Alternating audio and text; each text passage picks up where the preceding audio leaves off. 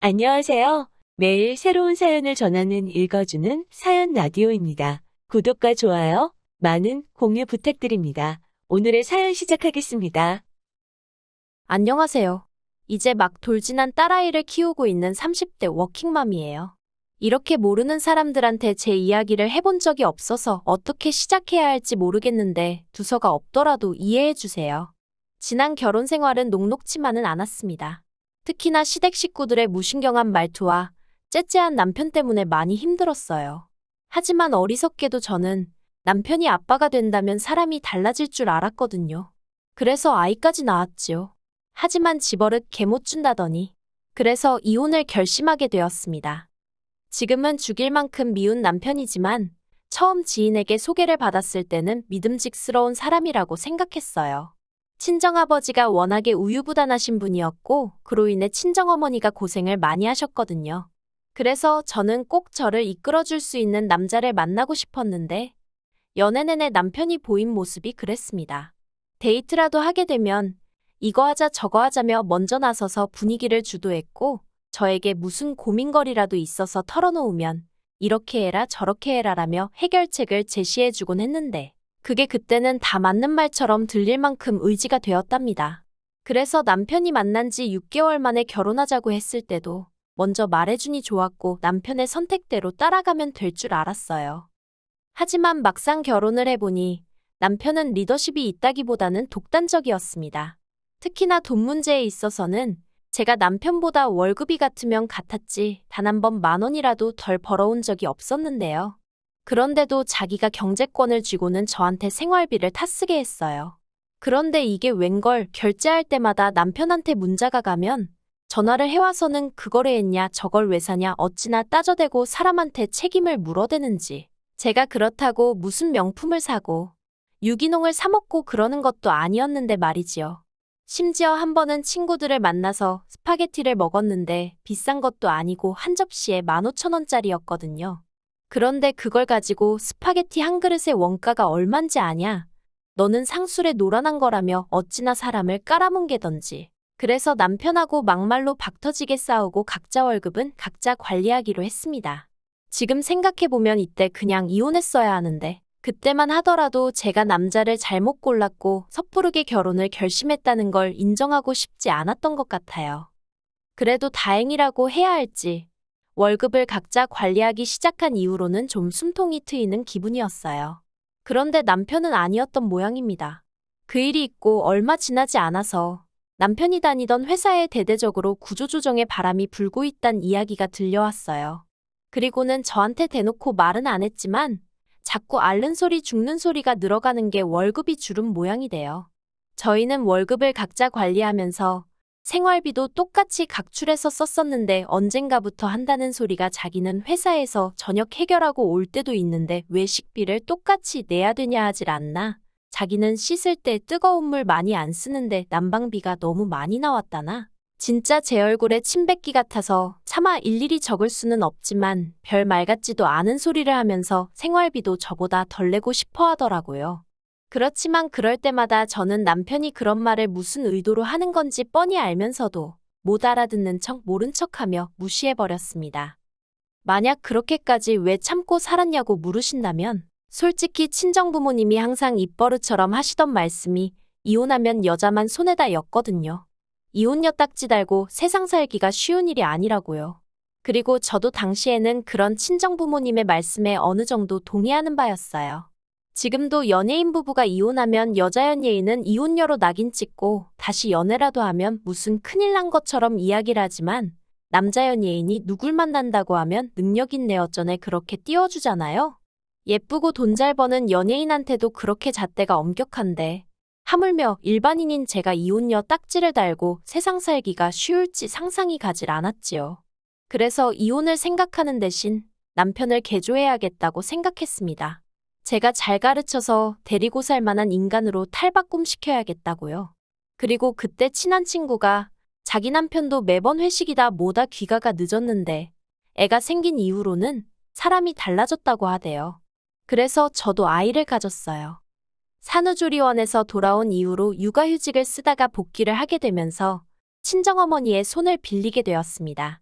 원래는 시터를 쓰려고 했는데 여러 가지 불미스러운 뉴스들을 접하고 나니까 솔직히 아무리 전문가라고 하는 사람들이라고 해도 믿고 맡기기가 쉽지 않더라고요.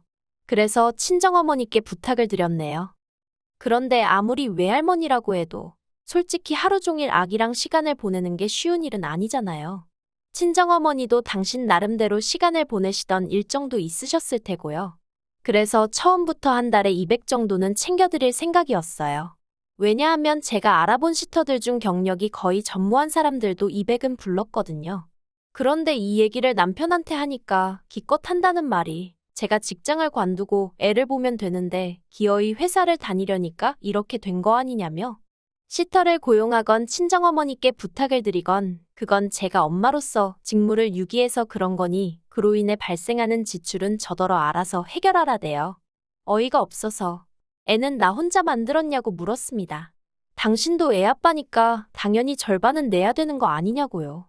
하지만 남편은 육아는 남자의 영역이 아니라는 헛소리나 해대면서 죽어도 못 낸답니다. 황당하고 어이없고 치사하고 그래서 그래 해보자라는 생각에 남편에게 알겠다고 했네요. 그리고는 월급을 각자 관리하는 수준에서 벗어나 완전히 친정은 친정대로 시댁은 시댁대로 그렇게 챙기며 살게 되었지요. 한편 신우는 처음으로 자취를 시작했습니다. 시집 갈 때까지 부모님 옆에 딱 붙어 살 거라더니 어쩐 일로 혼자 살기로 했다대요. 그래서 그러냐 하고 말려다가 그래도 또 신우랑 사이가 특별히 나쁜 것도 아니었고 집들이 한다고 오라고 하니까 빈손으로 가기도 뭐해서 요새 자취생들 사이에 유행한다는 커피 머신을 선물해줬어요. 그랬더니 관계 있어서 그런가 며칠 뒤 남편이 저한테 10만 원짜리 상품권을 하나 주면서 장모님 갖다 드려 그러는 거예요. 백화점 상품권인가 하고 봤더니 그건 아니고 어디 전통시장 상품권이더라고요.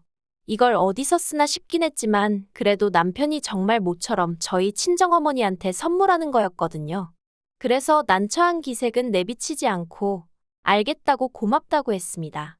그런데 친정어머니도 상품권을 받으시곤 저랑 비슷한 반응을 보이셨어요. 마음은 고마운데 어디서 쓸 수 있을지나 모르겠다면서요. 그리고는 한 일주일 정도 지났을까요? 친정어머니가 갈비찜을 해주셨습니다. 저희 남편더러 사위가 준 상품권으로 이렇게 좋은 고기도 먹어본다 하시면서요. 그런데 이건 솔직히 그냥 하신 말씀이시고 저희 친정부모님 당신들이 원할 때마다 소고기 사드실 수 있는 정도의 경제적 여유 있으신 분들입니다. 아무튼 그런데 이게 웬걸 그 상품권을 가지고 유세를 떨 줄은 상상도 못했어요. 상품권 이야기가 다시 나오게 된 발단은 제가 다니는 회사에서는 매년 성과에 따라 한 사람당 100만 원에서 200만 원까지 복지 포인트를 주거든요. 그리고 저는 올해 130 정도를 받게 되었고요. 여담이지만 남편도 아는 복지 포인트이고 얼마를 받건 간에 매년 요긴하게 잘 써오고 있었어요. 그리고 올해는 친정에 안마의자를 놔드려야겠다고 생각하고 있었습니다. 비록 3개월 만에 재택근무 전환이 되면서 친정어머니 도움을 받지 않아도 되게 되었지만 그래도 3달 동안 친정어머니가 고생을 많이 하셨으니까요. 그런데 남편이 올해는 그 복지 포인트로 뭐 할까라고 운을 띄우더라고요. 그래서 친정부모님 댁에 안마의자 놔드릴 거야 그랬습니다. 그랬더니 그걸 왜 제 마음대로 정하냐대요. 원래는 매년 상의해서 쓰긴 했었거든요. 하지만 지난번에 남편과 한바탕 한 이후로는 솔직히 금전적인 것과 관해서는 남편과 아무것도 상의하고 싶지 않았어요. 남편 논리대로면 제가 일을 잘해서 회사에서 고맙다고 저한테 주는 거잖아요. 그러니 순전히 제 몫인 건데 왜 남편이랑 상의해야 하나 싶었던 거지요. 그래서 남편한테 제 생각 그대로 이야기했어요. 내 포인트 내가 쓰고 싶은데 쓰겠다는데 뭐가 문제냐고요. 그랬더니 남편이 그러면 시댁은 시부모님은 생각 안 해? 그러는 거예요. 어이가 없어서 당신은 처가 생각 얼마나 하고 사냐고 따졌습니다. 그리고는 그렇게 시부모님 사드리고 싶으면 당신이 당신 돈으로 사드려. 월급 받아서 그 돈 다 뭐해? 생활비라고 100만 원 주고 나면 당신 생전 나하고 1원 한 푼 상의해서 쓴 적 있어. 그러니까 이번에도 알아서 잘 사드리라고 쏴붙여버렸네요. 그러자 남편이 입술을 대빨래 밀고선 인정머리가 있네 없네. 누가 누구한테 할 소리를 하던지요. 그런데 그 일이 있고 며칠 뒤 생각지도 못한 사람에게서 연락을 받았습니다. 바로 신우였어요. 신우가 먼저 저희 남편, 그러니까 자기 오빠한테 들었다면서 저희 회사 복지 포인트 이야기를 꺼내더라고요. 뭐라고 달리 반응을 보이기가 어려워. 네, 맞아요. 그런 게 나와요 하고 적당히 대꾸만 하고 있었어요. 그런데 신우가 정말 잘 되었다며 이번에 자기가 컴퓨터를 사려고 하는데 저더러 복지 포인트로 대신 사달라대요. 그러면 자기가 현찰로 주겠다고요. 사실 복지 포인트를 쓰려면 지정된 곳에서만 써야 되다 보니까 100% 마음에 드는 물건을 찾기가 쉽지는 않거든요. 그래서 저도 남편에게는 친정어머니 쓰실 안마의자를 사드릴 생각이라곤 했지만 마음에 딱 드는 모델이 없어서 고민이 많았지요. 그런데 신우가 돈으로 주겠다고 하니까 솔직히 잘 됐다 싶더라고요. 그래서 바로 알겠다고 했습니다. 그런데 피는 못 속인다고 해야 되는 건지 어쩌면 남매가 그렇게 하는 짓이 똑같을 수가 있을까요? 신우와 통화를 마친 뒤 아가씨가 말한 컴퓨터. 지금 찾아보니까 150만 원 정도 한다고 알려줬어요. 그랬더니 신우가 그러면 내가 20만 원만 보내주면 되죠? 그러는 거예요. 순간 이해가 안 돼서 신우더러 그게 무슨 말이냐고 150만 원짜리라니까 웬 20만 원이냐고 물었어요. 그랬더니 또다시 신우는 복지 포인트 쓴다고 했잖아요 그러는데. 그리고는 서로 간에 몇 번 더 말이 오가고 나서야 상황 파악을 할 수 있었습니다. 남편이 정확히 뭐라고 했는지는 모르지만 신우는 제 복지 포인트에 자기 돈 조금만 보태면 컴퓨터를 살 수 있다고 생각한 모양이에요. 정말이지 떡 줄 사람은 생각도 안 하는데 남매가 나란히 김칫국이나 마시는 꼴이라니. 그리고 이 이야기가 시부모님 귀에까지 들어가면서 상황은 걷잡을 수 없이 복잡해져 갔습니다. 시부모님이 저를 불러놓고 너는 친정만 챙기냐? 시댁은 웃음냐 하시더니 왜 기분 나쁘게 차별을 하냐고 그러시는 거예요. 그러더니 당신들이 이번에 한 번만 저를 용서해 줄 테니까 대신 복지 포인트로는 신우 독립한 기념으로 선물하는 셈 치고 컴퓨터를 사주랍니다. 그러면 그냥 이번 일은 없던 일처럼 눈 감아 주시겠다나요? 어이가 없어서 제가 잘못한 일도 없는데 그게 무슨 말씀이시냐고. 그렇게는 못한다 했습니다. 그러자 하시는 말씀이 니네 엄마한테는 내 아들이 상품권도 줬다면서 그러는 거예요. 어이가 없어서 남편을 쳐다봤어요. 그랬더니 남편이 사실인데 뭘 그러냐입니다.